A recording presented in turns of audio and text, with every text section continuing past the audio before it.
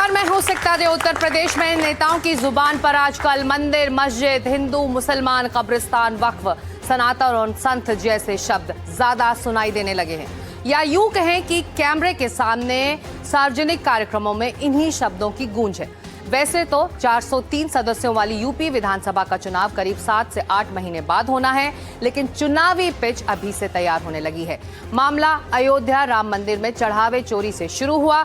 घटना कुछ लोगों की लापरवाही, लालच और आपराधिक मानसिकता की थी, लेकिन अब मुद्दा पूरा राजनीतिक हो चुका है। सियासत की कसौटी पर यह कसने की कोशिश हो रही है कि सबसे बड़ा हिंदू कौन है। सबसे बड़ा सनातनी और हिंदू रक्षक की लड़ाई अब चल रही है। यूपी में विपक्ष के सबसे बड़े नेता अखिलेश यादव आए दिन हिंदू, सनातन और मंदिर की बात कर रहे हैं, शंकराचार्य से मुलाकात कर रहे हैं। वहीं योगी आदित्यनाथ और बीजेपी का कहना है कि राम भक्तों पर गोली चलाने वाले कभी राम भक्तों का भला नहीं कर सकते। योगी ने विपक्ष की मंदिर पर मुखरता को वक्फ के साथ जोड़ा है और सवाल किया है कि जो लोग मंदिर पर सवाल उठाते हैं वो वक्फ की लूट और मनमानी पर चुप्पी क्यों साध लेते हैं। सवाल दोनों तरफ से जोरदार तरीके से उठाए जा रहे हैं और इन्हीं सवालों का जवाब जानने के लिए हमारे साथ यहाँ मौजूद है स्टूडियो में जनता, नेता और राजनीतिक विश्लेषक। हम इस बात पर आज चर्चा करेंगे कि क्या मंदिर, वक्फ, नमाज पर ही 2027 की बिसात होगी।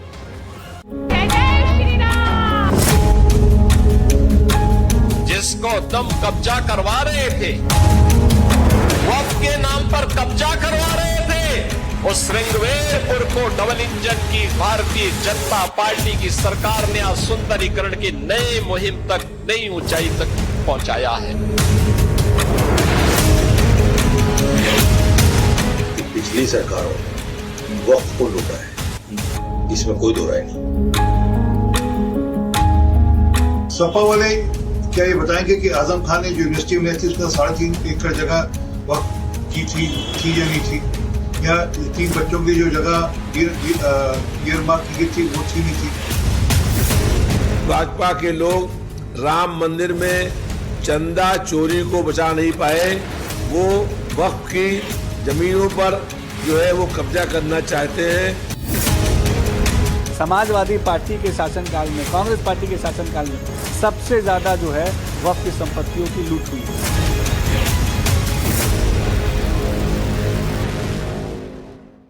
और हमारे आज के सवाल ये हैं कि क्या यूपी चुनाव 2027 की बिसात अब मंदिर, वक्फ और नमाज पर आ गई है? क्या यूपी का रण अब सनातन बनाम तुष्टीकरण है? और जिस तरह से राजनीतिक पार्टियां आस्था और धर्म को लेकर एक दूसरे पर वार कर रही हैं, उससे तो ये भी सवाल उठ रहा है कि क्या राजनीतिक पार्टियों की धुरी अब धर्मयुद्ध आ गई है?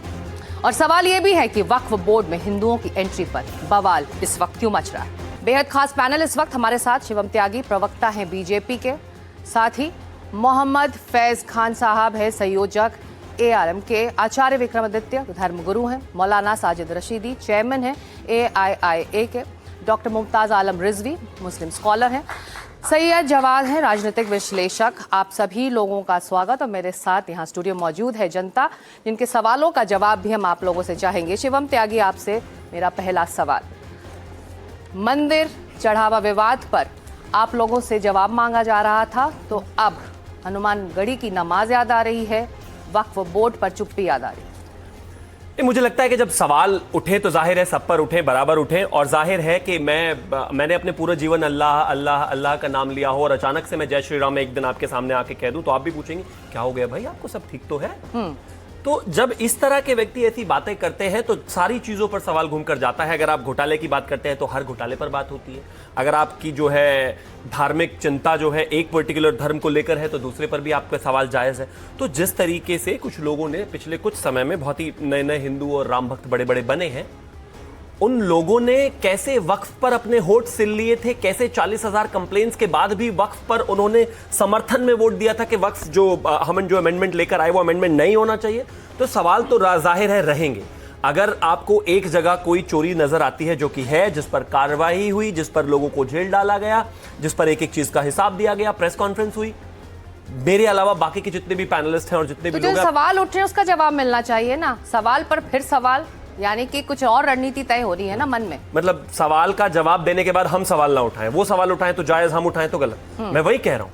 आपने हमसे पूरा 25 दिन लगातार डिबेट की, सवाल पूछे, राम मंदिर चढ़ावा चोरी पर पूछा, प्रेस कॉन्फ्रेंस एक एक करके गई, इसके अलावा जो है जितने भी इंटरव्यूज लाइन अप हुए वो सारे हुए। हमने बताया किस किसने चोरी की, कितने लोगों ने, 8 लोगों की वहां पे गिरफ्तारी हुई, फिर एक और व्यक्ति की गिरफ्तारी हुई, फिर उसके बाद उनसे जाकर जेल में 8-8 घंटे पूछताछ हुई, फिर उसके बाद लगातार इन्वेस्टिगेशन जारी है, SIT ने अपनी रिपोर्ट सौंपी और FIR। ठीक है। हमारे पास अब कलेक्टिवली ये हो गया, इतना सेट ऑफ बॉक्स कंप्लीट है। अब हम कह रहे हैं कि एक और डिपार्टमेंट है वक्फ बोर्ड, इस पर भी जरा चोरी की बात हो जाए। उस पर चोरी की बात करते एकदम उछलने लगते, अरे नहीं नहीं इस पर क्यों बात कर रहे हो, ऐसा क्या हो सकता है, आप सिर्फ राम मंदिर पर बात करो। क्यों करें जी?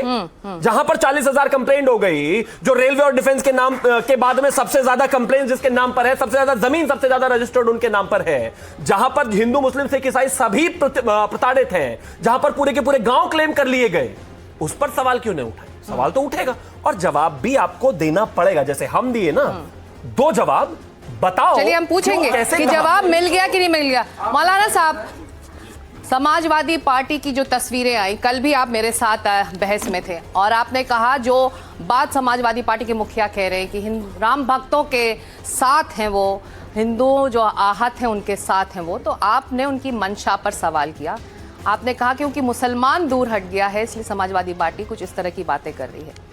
लेकिन अब जो ये सवाल उठ रहे हैं इसके जवाब भी तो आप लोगों से चाहिए। तो आप जब इनकी जैसी बातें हैं या इनकी जैसे लोगों की बातों पर आप साथ दे रहे हैं, तो जो ये सवाल उठ रहा है, क्या ये वाजिब सवाल है इस वक्त? देखिए, एक सवाल तो बिल्कुल वाजिब है। क्या पिछले 65-70 सालों में वक्फ बोर्ड में जो लूट हुई है उसका हिसाब भी कोई नहीं दे पा रहा है। इतनी बड़ी लूट है, इसमें कोई दो राय नहीं है। मैं दिल्ली का आंकड़ा दे सकता हूं आपको। 250 प्रॉपर्टीज दिल्ली में ऐसी हैं जो बिगों में है, गजों में नहीं, बिगों में। अगर उनका सिर्फ किराया आज के रेट के हिसाब से लिया जाए हजारों करोड़ रुपया होता है। वो सारी जगहें कांग्रेस सरकार ने अपनी एजेंसियों को दे दी, रेलवे को दे दी, आर्मी को दे दी, फलां को दे दी, फलां को। दिल्ली के अंदर जब शीला जी की सरकार थी, हारून यूसुफ चेयरमैन थे, बड़ी बड़ी लैंड सरकार के नाम कर दी। दूसरी बात होता क्या है, होता क्या है, होता क्या है, गलत फैक्ट दे रहे हैं, ये गलत फैक्ट दे रहे हैं, यहाँ पर ये गलत फैक्ट। अरे मुझे तो बोलने दो यार। पार्लियामेंट हाउस पर वक्त में कह दिया कि ये जमीन वक्फ बोर्ड की है। अरे भाई मैं बताऊं, एयरपोर्ट आप फैक्ट्स रखिए फिर जवाब चाहिए। कब से बना हुआ है? अच्छा मैं पूरी तो कर लूं। नहीं मैं बता रहा हूं, आप कहानी बनाता है। अरे नंबर आएगा जी, इनकी बात तो रखने दीजिए, आप जवाब दे दीजिएगा, आपका वक्त आ जाएगा। ये गलत कह रहे हैं, मौलाना रखिए भाई। अच्छा चलिए, आप सवाल क्या करना चाह रहे हैं? भाई मैं बात पूरी कर भारत में 1947 से मुसलमान गए, यहाँ पर लैंड को वक्त पर गए, यानी हमारी लैंड को, अपनी लैंड को वक्त पर गए और वहां जाके लैंड पकड़ लिए। चलिए वो कुछ सवाल ये घोटाला, मैं आपके पास आ गई, अपनी पूरी बात रखिए, फिर हम इधर आ रहे हैं। नहीं आप चलिए रखिए बात। दूसरी बात मैं ये कहना चाहता हूं, देखिए होता क्या था पिछली सरकारों में, अभी तक तो वक्फ बोर्ड बना ही नहीं। दिल्ली में जब से बीजेपी की सरकार आई, बोर्ड ही नहीं बना। पहली सरकारों में क्या होता था, ऐसे आदमी को चेयरमैन बनाया जाता था जो 20 साल 25 साल से पार्टी के दरिया उठा रहा है, बिछा रहा है, उसको कुछ नहीं मिलता था कि जाओ जी वक्फ बोर्ड के चेयरमैन बन जाओ। अब 20 साल में जो उसने सारा पैसा खर्च किया है ना पार्टी के ऊपर, वो सारा यहाँ आके लैंड से वसूल करता था। करोड़ों करोड़ों के घपले हैं लोगों के पास, इसमें कोई दो राय नहीं। मैं बिल्कुल इस मामले में शिवम के साथ हूं कि जो प्रॉपर्टियों की खुर्द-बुर्द हमारी हुई है वक्फ बोर्ड की, अगर वो ना होती तो आज हिंदुस्तान में एक भी मुसलमान गरीब नहीं होता। चलिए हम 2027 की बात कर रहे हैं। मुमताज, ये बताइए कि 2027 की बिसात में जो सवाल पूछे जा रहे हैं, वक्फ बोर्ड की गड़बड़ियों पर कब सवाल पूछा जाएगा? एक प्रतिनिधि यहाँ है, कह रहे हैं कि वक्फ में गड़बड़ी हुई। अगर चढ़ावा चोरी को लेकर विवाद है तो वक्फ में जो संपत्ति है उसको लेकर भी विवाद है। आप एक्सेप्ट करते हैं? बहुत बहुत शुक्रिया आपका। देखिए, सबसे पहले तो बात होनी चाहिए पेपर लीक की, बात होनी चाहिए अगर इलेक्शन है मुद्दों की, कि जो बेरोजगारी है, जो महंगाई है उत्तर प्रदेश में, जो सड़कें बनी हैं वो जिस तरह से पहली बारिश में ही ध्वस्त हो रही हैं, इन तमाम चीज़ों की बात होनी चाहिए। और उसके बाद फिर ये इशूज़ हैं। जहाँ तक वक्फ कह रहे हैं कि साहब क्यों सवाल न उठे, वो सवाल ही तो था कि जो नया कानून ले आए, अब क्या करेंगे भाई? नया कानून क्यों लेकर के आइए? उसी सवाल की बुनियाद पे ना, उन्हीं तमाम शिकायत की बुनियाद पे तो नया कानून ले आए, फिर सवाल क्यों? सवाल 12 साल की आपकी सरकार हो गई और टोटल देखा जाए तो आप 18 साल हुकूमत करते रहे। आप कब तक 65 साल कोसते रहोगे? 18 साल की हुकूमत में आपने क्या किया? आपसे सवाल है। और दूसरी चीज शिवम साहब, आप जो है हुकूमत में ही, हुकूमत जो अवाम होती है उसके जवाबदेह होती है। आप अपोजिशन से सवाल नहीं कर सकते, आप अवाम से सवाल नहीं कर सकते, आप जवाबदेह, क्योंकि आप हुक्मरान हैं, आप हुकूमत में, आप क्या कर रहे हैं आप बताइए। लेकिन आप जवाब देने के बजाय सवाल खड़े कर देते हैं। अब इतना बड़ा घपला जो अयोध्या में हुआ, अब दाएं बाएं करने लगे, कहीं जाकर के अजमेर शरीफ को देख रहे हैं कि वहां से कुछ निकाला जाए, कहीं वक्फ से कुछ निकाला जाए। अरे भैया अपने गिरबान में झांक के देखो कि ये हुआ क्यों। तो आप मान रहे वहां भी गड़बड़ी हो रही है, चाहे चढ़ावा चोरी हुई है तो वहां गड़बड़ी भी हुई है वक्फ की प्रॉपर्टीज में। तो है ये गड़बड़ी। आप राम मंदिर पूछो, लेकिन जो पैसा इन्होंने लूटा है उस पर सवाल मत पूछो इनसे, कानून उस पर सवाल बनाते पूछते नाराजगी हो जाती है। अरे भाई बताना तो पड़ेगा ना। नहीं वक्फ में इसीलिए तो कानून आप बनाए, कानून बना रहे भाई, शिकायत की बुनियाद फिर उस पर सवाल। पहले ये बताओ, आज आप राजनीतिक विश्लेषक हो या बीएसपी से हो? तो मैं सवाल पूछूं, मैं क्या कह रहा हूँ, आप कहां से हो आज? मैं आज कहां से हो? साइंस की तरफ से नहीं हो, कहां से हो बताओ? मैं कह रहा हूं मैं आवाम हूं। मैं आपसे सवाल हो, राजनीतिक विश्लेषक हो, इसी हिसाब से तो सवाल पूछूंगा मैं। एक मिनट देखो, अगर बीएसपी हो आवाम से, तो मेरा सवाल नहीं हम बीएसपी भी हैं, तब भी हम अगर हमने कोई गलत बात की हो तो बताइए। कोई गलत बात हमने कही हो, इनको 18 साल हो गए, आप ये जवाब दे नहीं है। अब लूट मची है तो इनको सब हाई जवाब आपके पास नहीं है। और इन्होंने भटका दिया मुद्दे को। अब ये ना तो पेपर लीक पे बात हो रही उत्तर प्रदेश में, ना तो बेरोजगारी पे, ना वहां जो करप्शन है उस पे बात हो रही, किसी पे बात नहीं हो रही। ये चाहते ही थे कि मुद्दा है हिंदू मुस्लिम का, क्योंकि जब हिंदू मुस्लिम का आएगा, हिंदुत्व का आएगा तो उसमें तो हमारा अपर हैंड रहेगा। तो फिर अखिलेश यादव जी हमारे रहेंगे चल रहे हैं। नहीं आपको चुनाव मत कराओ, सभी हमारे हैं, तो हमने तो नहीं किया कुछ। आचार्य जी चुनाव और चुनाव आप तो लूट कर देते हैं, बस एक सीधा सवाल है, आ जाते हैं उनको खरीद लेते हैं। एक सीधा सवाल है, जो जीत करके मर्यादा पुरुषोत्तम भगवान श्री राम के चंदा चढ़ावा है, उसके संबंध में आपको जितने सवाल मुझसे पूछने हैं, मैं यहाँ पे आपको 100 सवालों के जवाब देने के लिए तैयार हूं। एक सवाल, कोई सवाल ऐसा नहीं रहना चाहिए कि जिसका जवाब ना दिया जाए। लेकिन जैसे ही मैं वक्फ के बारे में पूछूं ना, फिर मुझे ये मत कहिए ये तो हिंदू मुस्लिम कर रहे हैं, कोई नहीं कर रहा, कोई नहीं कर रहा। आचार्य जी, चढ़ावा चोरी विवाद आया, तमाम सवाल पूछे जा रहे हैं राज्य सरकार से, केंद्र सरकार से, तो वापस पलटकर जब सवाल किया जा रहा है वक्फ पर, तो वक्फ में अगर गड़बड़ी हुई थी तो चढ़ावा चोरी विवाद ने जब इतना बड़ा रूप ले लिया उसके बाद फिर याद आ गई। अगर रेगुलरली आप लोग इस बात को रखते तो शायद इतने प्रश्न नहीं उठते, आपकी मंशा को सवाल नहीं उठता। कब रेगुलरली बात नहीं, अगर लगातार उठा रहा मतलब लगातार मुद्दे उठाए जा रहे हैं, लगातार कहा जा रहा है कि इतने करोड़ों की चोरी हो चुकी है, और तो और वक्फ बोर्ड की लैंड पर बड़े बड़े बाहुबली थे और जो गुंडागर्दी करते थे उन्होंने मॉल तक बना दिए। ओबीसी साहब के यहाँ पर किस प्रकार से लैंड पे कब्जा करके किस प्रकार का उपयोग किया गया। मैं एक डाटा निकाल रहा था जिसके अंदर डाटा के हिसाब से देखिए तो कर्नाटक के अंदर 2012 के अंदर करीब 27,000 एकड़ लैंड जो करीब 2 लाख करोड़ की है गैर कानूनी तौर पे वक्त की बेच दी गई।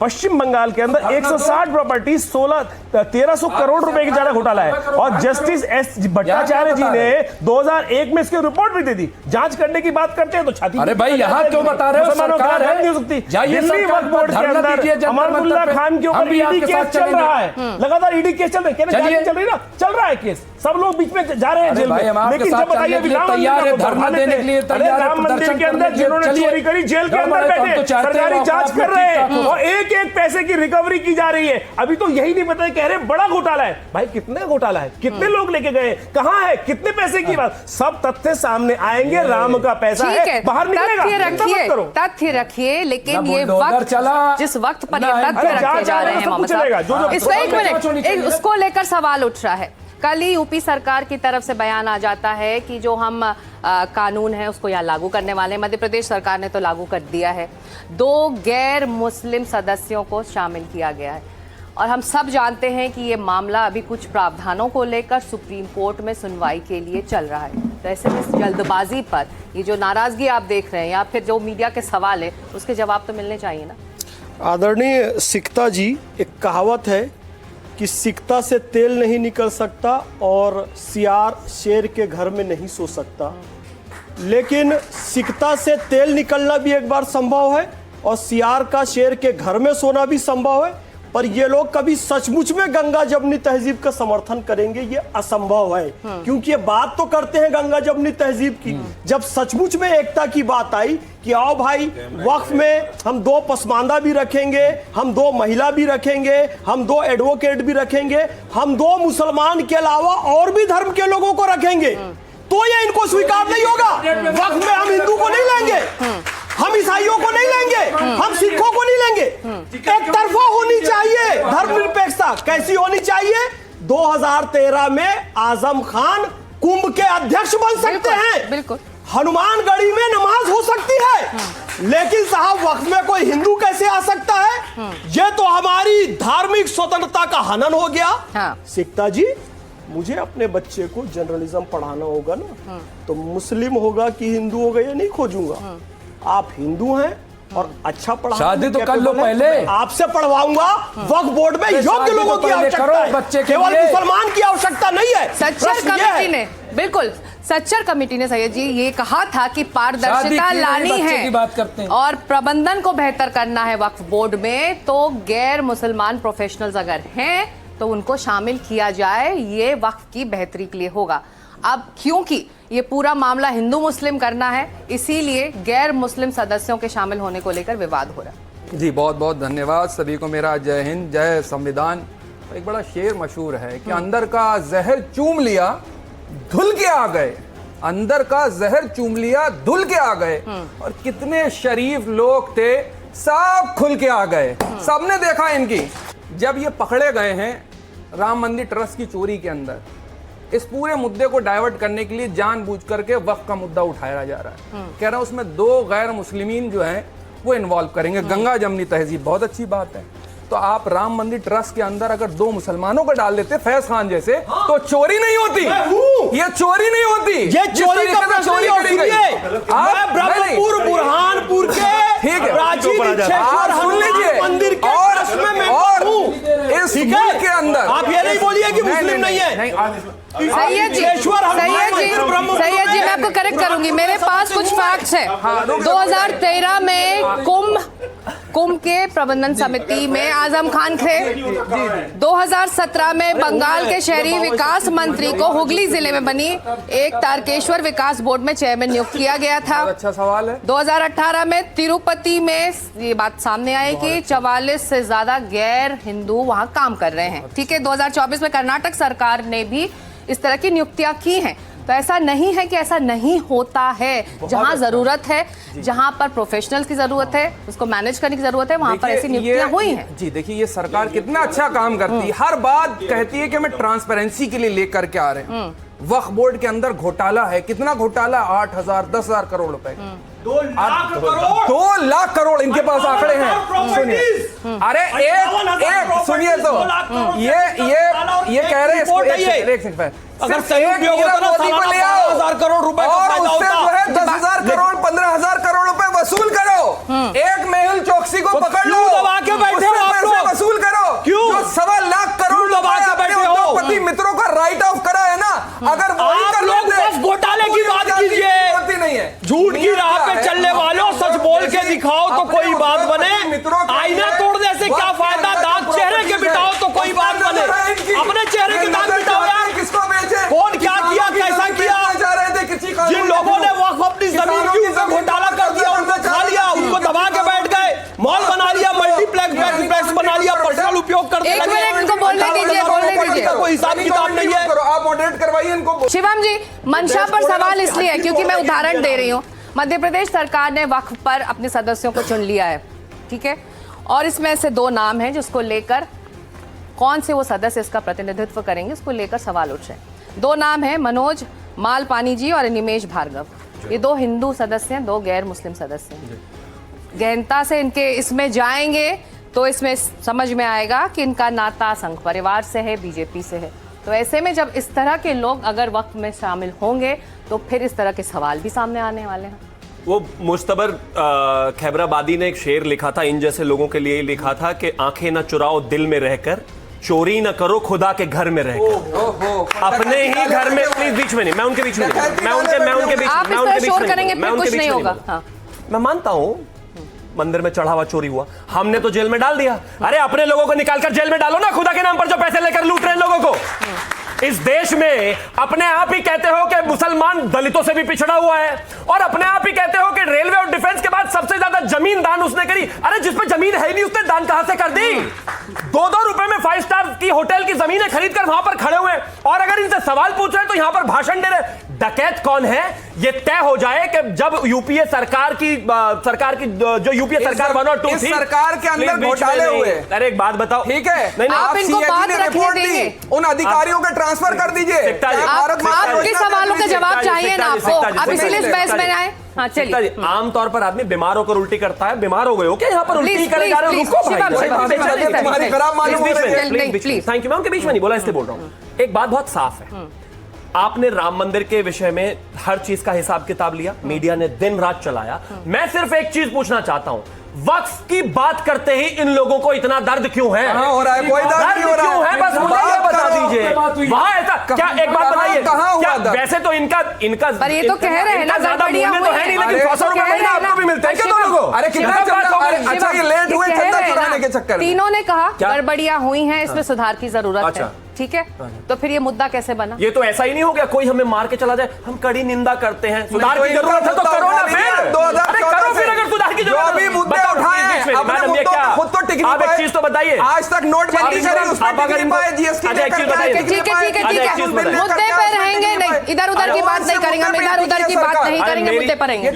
मेरी आवाज इतनी अच्छी तो है नहीं कि मैं गाना गा रहा हूँ, ये गिटार बजा रहे हैं पीछे बैठ के। रुक जाओ भाई, आपका नंबर आएगा, बोल लेना। ऐसी बुरा लगता है, यही बताने की कोशिश कर रहे हैं जब रनिंग कमेंट्री थैंक यू, कौन बोल कर रहे हैं ना, तो इतना इनसिक्योर क्यों हो रहे हो उनके में करना, फिर गजब बेचैनी है। मैं सिर्फ एक चीज कहना चाहता हूं आपसे, ये हिंदुस्तान है, 140 करोड़ का देश है, सारे धर्म इस देश में लोकतंत्र में बराबर है, तो जब हिसाब लिया जाए ना, इतना बेचैन होने की आवश्यकता नहीं है। जब इस देश में 40,000 कंप्लेंट्स में से 10,000 कंप्लेंट्स मुसलमानों की है, 10,000 मुसलमान कहते हैं, क्या बेचैनी है भाई? 10,000 मुसलमान कहते हैं कि जो स्थिति है, प्लीज रोकिए ना भाई, 10,000 मुसलमानों की कंप्लेंट है, गरीबों की जमीन खा गए, विधवाओं की जमीन खा गए, बच्चों की जमीन खा गए, और उसके बाद कहते हैं नहीं नहीं हमसे सवाल मत पूछो। सवाल होगा, अरे बस करो, राम हम देख लेंगे, आप पहले अपना देखो ना भाई, गजब बात हो गई। टाइमिंग को लेकर सवाल राम का मंदिर देखने के लिए है, अपनी मस्जिद देखो ना जिसको शिवम जी, मौलाना रशीदी,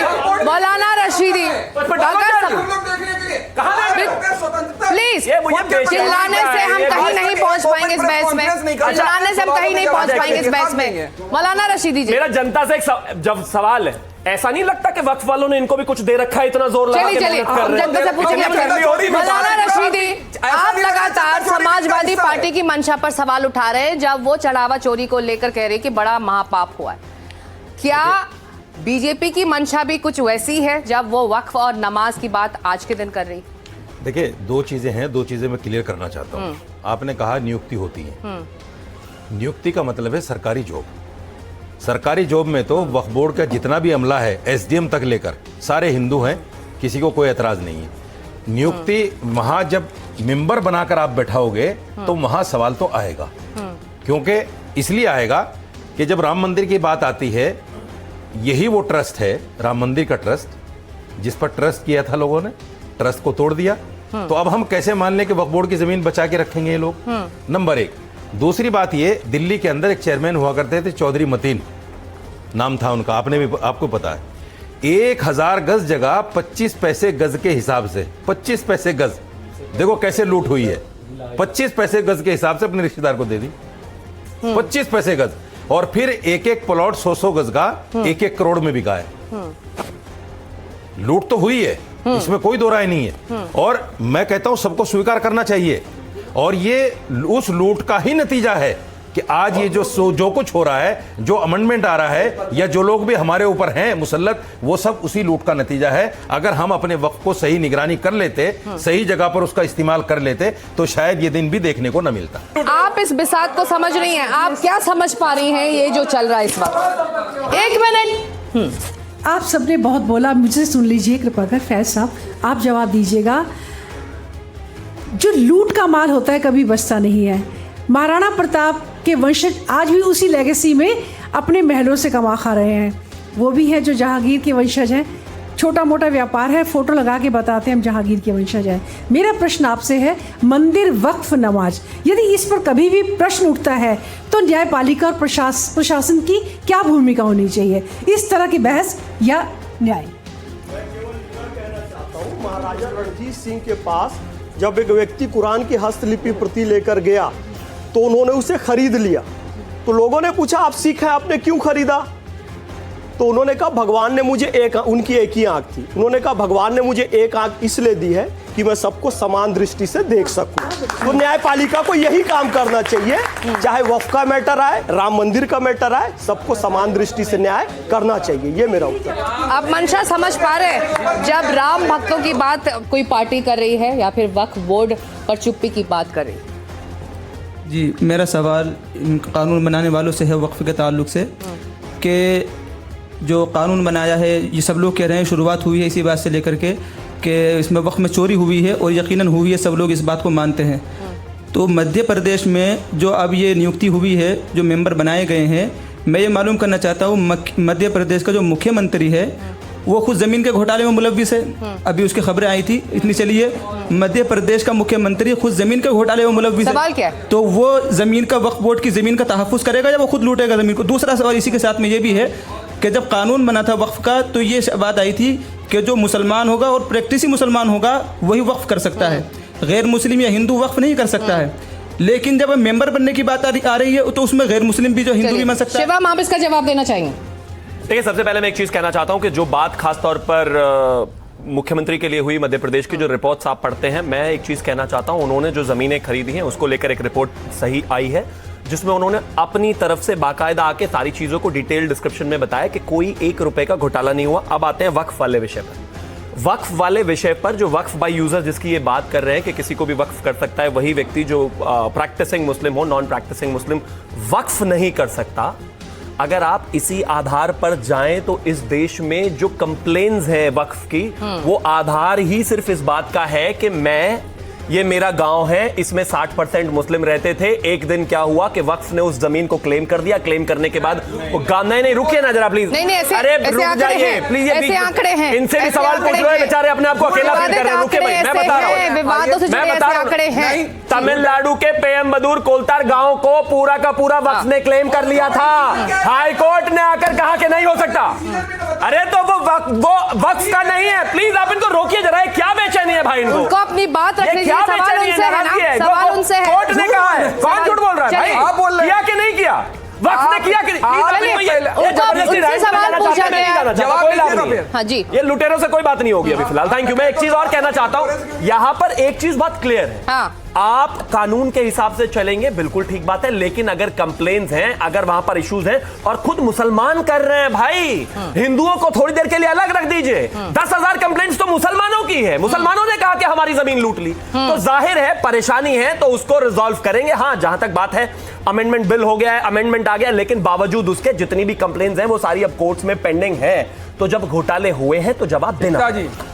आंकड़े हैं, आंकड़े में आपको बता दूं, कुल मामले 9,942 मामले मुस्लिम समुदाय द्वारा वक्फ के प्रबंधन करने वाले संस्थानों के खिलाफ दायर किए गए हैं। बिल्कुल है, हम उससे नहीं डिनाई कर रहे। ये पहले मैं डिनाई नहीं कर रहा, लेकिन कंप्लेंट नहीं करूंगा मैं। अरे मैं डिनाई नहीं कर रहा। आप देखिए, फिर देखिए, फिर आप आंख नहीं बंद करनी है भाई, आप करवाइए, आंख नहीं बंद करनी है। कह रहे हाँ आंकड़े हैं, हमने तो राम मंदिर पे नहीं कहा कि हाँ चोरी हुई है, करेंगे देखेंगे, हमने तो कर दिया, तो करिए फिर भाई, करिए ना इसी पर करिए। अब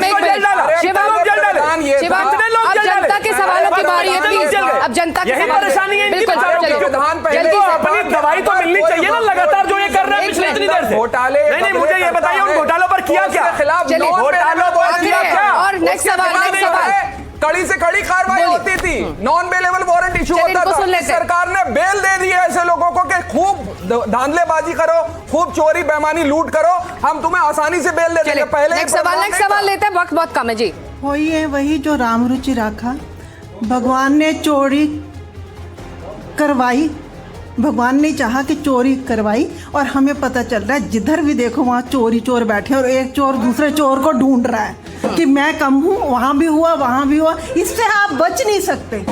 सर, मेरा ये कहना है कि वक्फ बोर्ड में वक्फ बोर्ड की जो ज़मीनों हैं मुसलमानों को शुरू से ना मिली है ना मिलती आ रही। जो निचले वर्ग वाले हैं वो दबे के दबे रह जाते हैं। इस पर फैसला कब आएगा? जमाने से चलता आ रहा है, कभी इस पर फैसला नहीं आया है। इसका फैसला आने वाले कुछ, मैं तो कहता हूँ 90 दिनों के अंदर हो जाना चाहिए। इसको लंबा नहीं खींचना चाहिए, क्योंकि इस पर जो बड़ी बड़ी विरासत है ना, बड़े बड़े लोग हैं उस पर बैठे हुए हैं, गरीबों को कुछ नहीं मिल रहा। और अगर ऐसी लचर सरकार रही आने वाली 65-70 साल जो भी सरकार चली है, अगर इसी तरीके से चलता रहा तो इस सरकार में भी कुछ नहीं हो रहा। तो राम मंदिर के प्रबंधन पर सवाल उठ रहे थे, वक्फ बोर्ड के प्रबंधन पर भी सवाल है, क्योंकि ये आंकड़े भी सबके सामने हैं, पब्लिक डोमेन में है कि अगर इन संपत्तियों को ठीक से रखा जाता, संभाला जाता, तो जिन लोगों को इसकी ज़रूरत थी मुस्लिम समुदाय में ही, उनकी भलाई के लिए वो काम किए जा सकते थे, लेकिन ऐसे नहीं हुए। तो गड़बड़ियाँ वक्फ बोर्ड के अंदर भी हुई हैं, इसलिए सुधार की ज़रूरत है। देखिए, बिल्कुल आप सही कह रही हैं। शुरू से वक्फ बोर्ड को लेकर के मुसलमानों की तरफ से डिमांड की जाती रही कि जैसे ग्रुप प्रबंधक कमेटी है कि उसका बाकायदा चेयरमैन का चुनाव होता है, मेम्बरान का चुनाव होता है, इसी तरीके से मुसलमानों को ये दें और वो अपने से चुने चेयरमैन। अब चूंकि सरकार चेयरमैन बनाती है, जैसे साजिद रशीदी साहब ने बिल्कुल सही कहा, और मैंने ऐसी रिपोर्टिंग की है कि चेयरमैन कहते थे कि मुमताज़ रिजवी कौन है, ये तो कब्रों को और दरगाहों को हिला हिला के खबर लिख रहा है, ये पता नहीं कहाँ से आया है। तो चोरियाँ हुई हैं, इसमें कोई, लेकिन इसलिए हुई क्योंकि उसमें सरकार भी इन्वॉल्व थी। सरकार चाहे कांग्रेस की रही हो, सरकार चाहे बीजेपी की रही हो। मैंने कहा तो कि भाई 18 साल आपके भी हो गए सरकार के, तो आपने क्या किया? हाँ, तो इसलिए नहीं, एक मिनट, कोई कार्रवाई नहीं। इसलिए मैं फिर कह रहा हूँ कि अगर, सुन लीजिए, अगर इसका एक मिनट, अगर इसका सही से चलाना है, मैं ये कह रहा हूँ कि जहाँ जो भी गड़बड़ी है, ठीक है, तो उस गड़बड़ी में एक को भी अभी तक इस सरकार ने, जिन लोगों ने चोरी की, सजा दी हो, बताएं एक को भी। आप लोगों को क्या चाहिए? सबसे बड़ा मुद्दा आपके लिए क्या है? जनता की भलाई के लिए करना चाहिए, वो कुछ को मुद्दा होता ही नहीं उनकी बात। तो ये वो मुद्दे नहीं होते जो जनता चाहती है।